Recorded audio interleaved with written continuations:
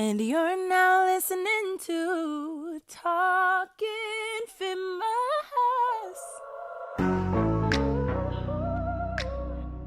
Hey guys, we're back with TLK Infamous episode 12. My name is Socially. We got Saint here. What's up? What's good, y'all? And your hair is looking flawless as always. Thank you. Your hair looks great too. You know. But nah, let's get serious. Yeah. I wanted to talk about hair and cosmetic products. Yes. And not only cosmetic products, black-owned cosmetic products. Yes. There's a lot of stuff going on in the last 10 years. People changing ownership.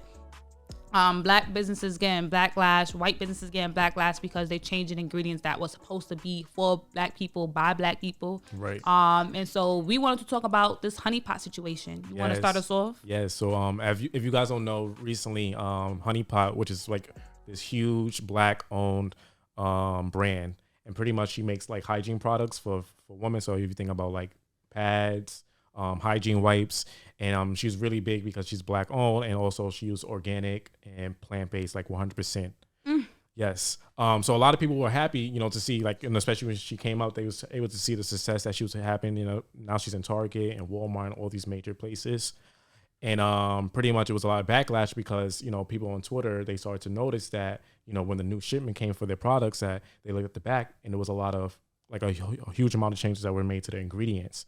And like a lot of chemical kind of combinations and stuff like that, something they're not used to, because before you was able to like read the label, and it looked like everything was like simple and easy to read. So she went like wildfire on like Twitter, and pretty much also a rumor started to spread that she was stepping down, and that she was selling out to a different company.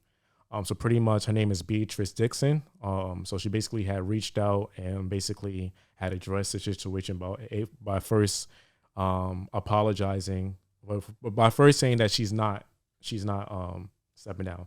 We're 100% sure. She said that she will still be the main CEO along with her brother and still running the company. That was just a rumor. She also wants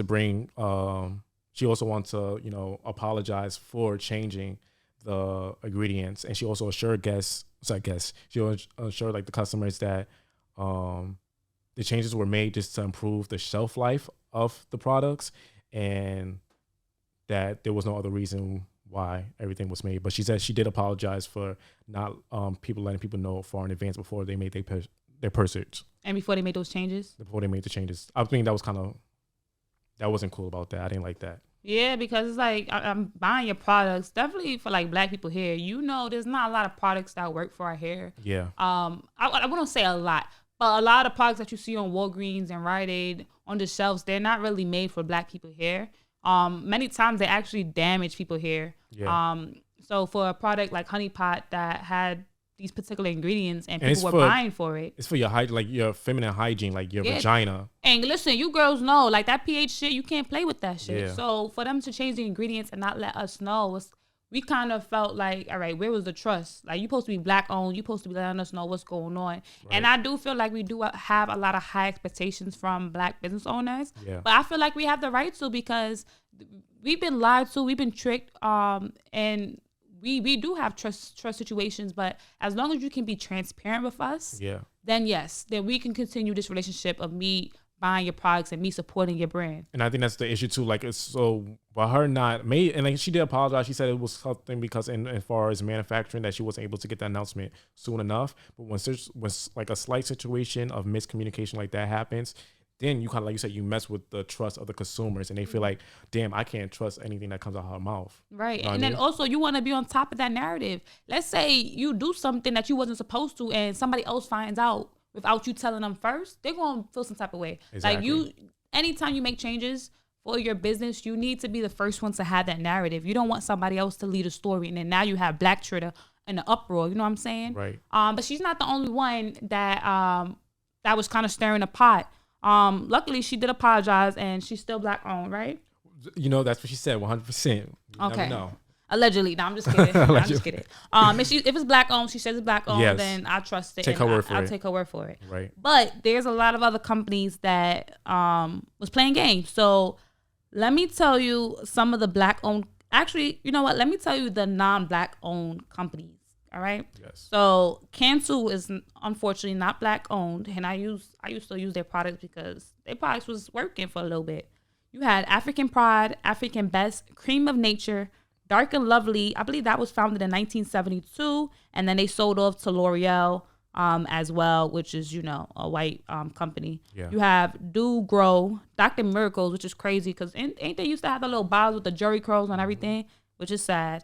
Let's Jam, which is also an affiliate of Dark and Lovely. Mane and Tell. Y'all know Mane and Tell. That was always like the detangular bottle, man. And then you had TCB Apogi, Sulfur 8, Eco Style, Carol's Daughter, which was crazy. And I think this was more recent. This was like in the last 10 years that she switched over. Yes, so she was. So there's a difference now. I learned, there's a difference between black owned and black founded. Black owned is like it's currently still in the ownership of a black person's possession, whereas black founded is like a company made of, started off as black owned, but now they sold out to a company. That's kind of like the marketing strategy that they use on us. Like they will say black founded instead of black owned, and we don't really see the difference if you're not really a conscious buyer. That's that wordplay. Yeah. And you had, last but not least, Shay's Moisture and Aunt Jackie's. Shay's Moisture, that killed me because I was using that shit for a minute. And I was like, I remember because the only reason why I was using it because I was hearing rave reviews about it by a lot of black people. And then I used it and I was like, wait, what? Like, it's not giving what, people were saying. But now it makes sense because like they said, like the product went through a change and the ingredients, of course, probably changed from its initial state. I'm sure it has. They don't want to take care of our hair. So why give a fuck? Oof. I just feel like I said, I think like is this a huge history of us being misled. So when it comes to like products like our hygiene, especially like our hair is a battle. So and just doing my own research and seeing like the lack of power that the government has in enforcing cosmetics industry. So one thing I found out is that the FDA, which is like the overseer of I think it's Food and Drug Administration. Yeah. Mm-hmm. So like all the big industries, they have no right to enforce cosmetic industries to pull off a certain product off their shelf, even if the product is found to be like toxic or have a chemical that's causing cancer, stuff like that. They can only act on voluntarily to move it. So at the end of the day, it's a company's decision to do so. So just to verify, when we see those headlines that say, "Oh, there's been a recall." There's been a recall of Johnson & Johnson products, but it's still on the shelves. That's the company's. That's what you're talking about, right? That's the company's decision. They made that decision to do the recall. It wasn't because of they got enforced by the FDA. So a lot of times those are because of public pressure, which public pressure is hard to get by because a lot of times these big companies hire PR people, which are able to like deter the public from what's going on. So that's why a lot of times when these with customers who are facing getting certain like like cancer and stuff like that, they fight for years. It took like about, for example, in Johnson & Johnson, that recall, even though we've been hearing about it like most recently in a couple of years, this has been going on since the 1970s. So pretty much they have this thing called talc, which is in their product, which is linked to something called obsestics. I'm probably butchering it, but it leads to cancer. And pretty much this has been found in the product since 1970. But pretty much because the FDA had no, real oversee over the company just kept on lying saying, we don't have it in there. And then if we do have it, it's not that much it's going to affect, the people. And then on top of that, I think like a lot of these situations, they get tied up in litigation for years. Yeah. So like there will be like no type of solution or resolution to the situation. So 10 years or 20 years afterwards. And then luckily we do have social media nowadays, which allows, our voices to be amplified, which is why these companies now like, let me recall because they don't want the negative publicity, and no longer like are these PR companies as effective as, the mass voices of the general public. Another thing I also found out is that out of like, so pretty much, let me see. Almost every other chemical you can imagine that we use have been relegated by the FDA or the EPA, except chemicals used in everyday personal care products. There's no incentive for companies to seek out non-toxic chemicals. So pretty much like if when the FDA, when they go into like these food industries or everything else besides personal care has oversee. So that's another big thing. You told me that they're still selling a lot of talc products overseas, like a lot of.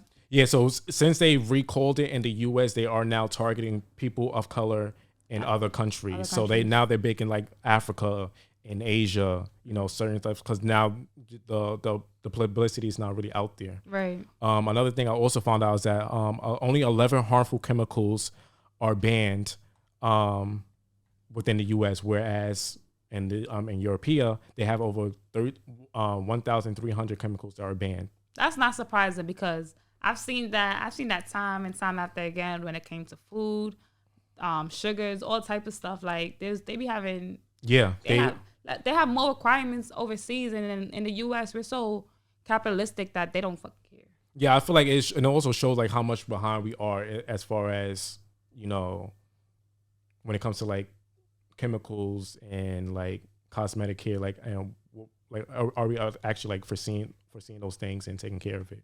I do want to bring up a real quick point. Like, why do black businesses sell out in the first place? Like, I don't know if it's because of self-esteem or like they feel like, all right, they're gonna get this big $1 billion deal or something like that, and it's good, but it's also like it doesn't build generational wealth. Like, you're selling it off, cool, you're gonna be able to feed your family, but also that company that you had that was employing black people and putting other black people on, you literally was opening a platform, opening more doors to other black people. So when you build the brand, right, you just build like a whole legacy technically. Yeah. And now you sell it up to a white corporation.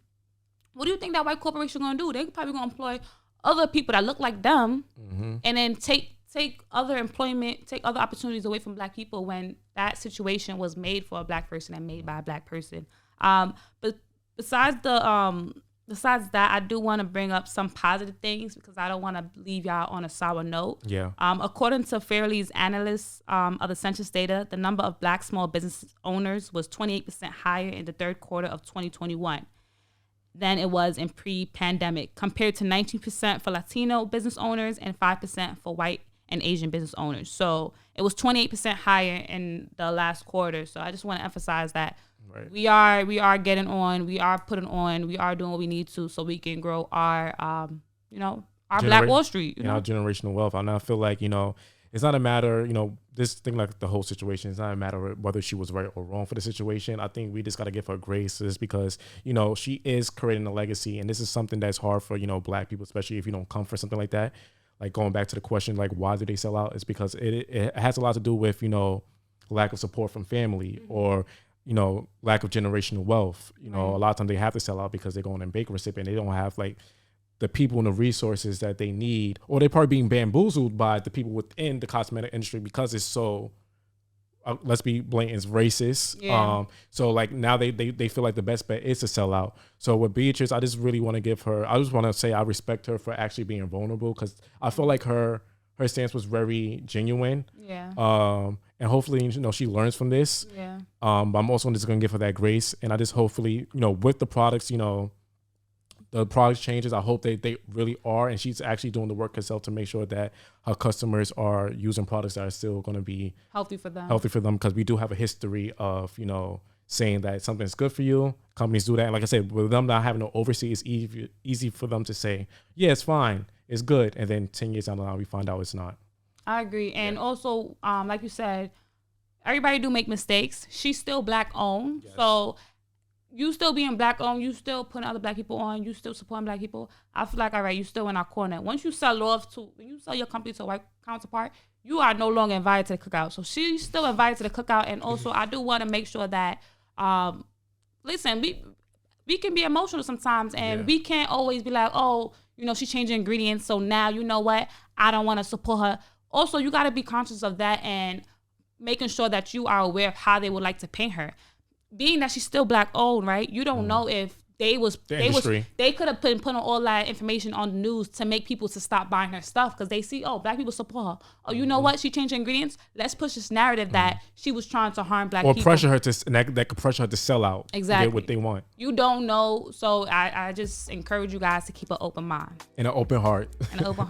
But thank you again for listening to TLK Infamous. We'll be back for more. You can follow us on Instagram, Twitter, and all that jazz. There's Pink Black Girls in my area cold, dark skin, light skin, medium tones. Pumping braids got mini afros, thick lips got hips, some of us don't. Big nose contour, some of us won't. Never wanna put us in the media, bro. Want a fat booty like Kardashians. Want a fat booty that my auntie got a yo. We like the blood clot, tell her reload it. I've got the camera, my girls are posing.